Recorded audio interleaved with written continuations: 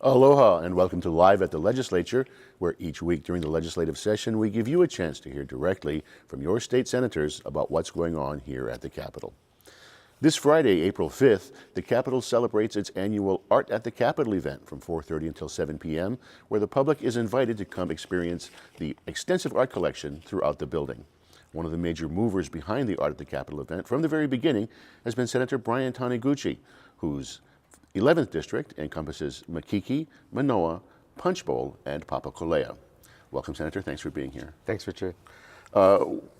You've been involved from the very start, from the very first year, 11 years ago, in 2009. Yes. How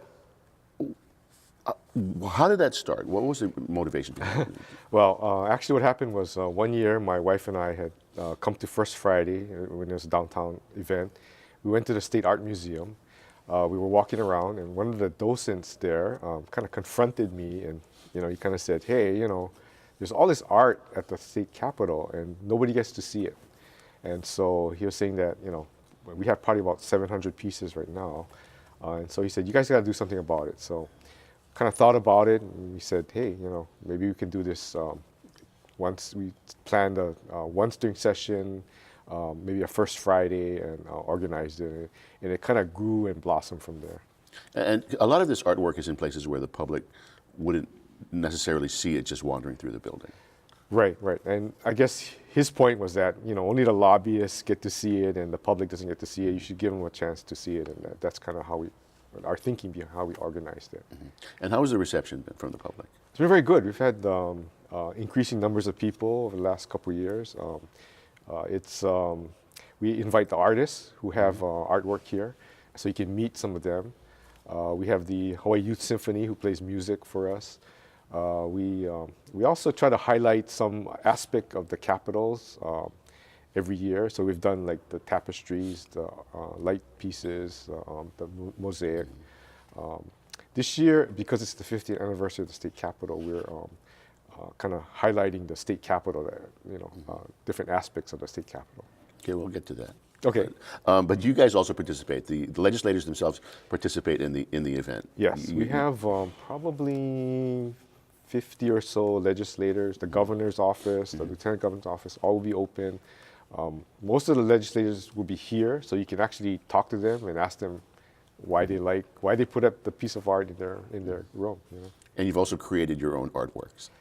We've the last couple of years we've had invited legislators to kind of compete in a kind of art competition. And so the first year we had portraits, second year we had landscapes. This year we had collage. So we have a class that's run by the State Foundation, and they have a teacher to teach us how to do things, and because I only draw stick people generally, and so we were able to learn some art, facets of art. And this is a competition? There are awards involved?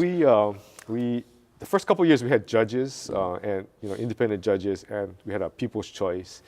This year we're only having a kind of a people's choice thing. Yeah. So is this between the members or between House and Senate? It's kind of more between the members. We've probably had about 15 people participate this year. And so their pieces will be up on the third floor in the conference room there. Okay. Yeah. And as you mentioned, the theme this year is the Capitol is art, and it's part of the 50th anniversary celebration. And you've also been heavily involved in the 50th anniversary celebration. Right. We've I chair a task force that we set up 2 years ago to celebrate the 50th anniversary of the state capitol. And so we've had a group working. And we've, I guess one of the big things that we found that there was a time capsule. And so there's been a lot of interest about that. What was in there? What was in there? There's a lot of kind of government pictures of the cabinet, the legislature, the Supreme Court. There's some, some directories of state government. There were it's like a coin, a state medallion coin. There were pictures that were taken around that time in 1969 of different parts of Hawaii, and so so that was really interesting to a lot of people. And somehow that time capsule had been lost. Yeah, I think there are two theories on that. One is that they kind of didn't tell us where it was so that so that people wouldn't fuss with it.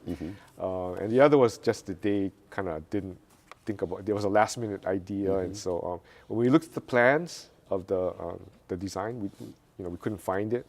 We were doing research, and one of our research committees found an article which showed that Governor Burns and I guess Tadao Beppu, the speaker, and Dave McClung, they're kind of putting plaster into a hole. And so we figured that's where it was. So it was behind, there's a plaque that was there. It was behind a plaque. So it was in a prominent place. It was in a prominent place. There was 3 inches of concrete. We weren't expecting that, and so we actually didn't know what was behind the concrete. So we had to kind of drill and get in there, and so it was in a copper box, and so we had to, we had to kind of open the box at the top. Right, and it's being replaced with a new time capsule now. So we've gotten a new time capsule, and we're soliciting ideas on what should be in it. So we've gotten a number of ideas already, and we're going to try to mimic some of the things that were in the original time capsule. And so pictures of the legislature, and those kinds of, and pictures of Hawaii. Now, because probably 50 years from now, they're going to look at them and say, "Wow, this has really changed." When we look at the building itself, and we're familiar with a lot of the architectural features like the palm trees and the water feature, are there other aspects of the art of the Capitol that people don't really expect or pay much attention to? Yeah, I guess there's so much symbolism in the building, and I think that the sky, the opening at the top, the water surrounding the building, those kinds of things that people kind of, you don't really think about it. Right. Yeah. And there have been changes, right? I mean, so some of the tiles have been removed and replaced with other textures. And Right. things like that. We're actually kind of disappointed about that original tiles were all taken off, and because of structural, I guess more structural things. Right. So they just painted it. Right. This is the dome. The roof. Now, you have a long history here. You told a story about coming here as a high school student when the building had first opened to do some lobbying. Yeah, I'm pretty old. Yeah. So yes, I came here. I was a student government officer at Roosevelt High School, and and we came here in '69. The building was brand spanking new, and we got to visit around the Capitol.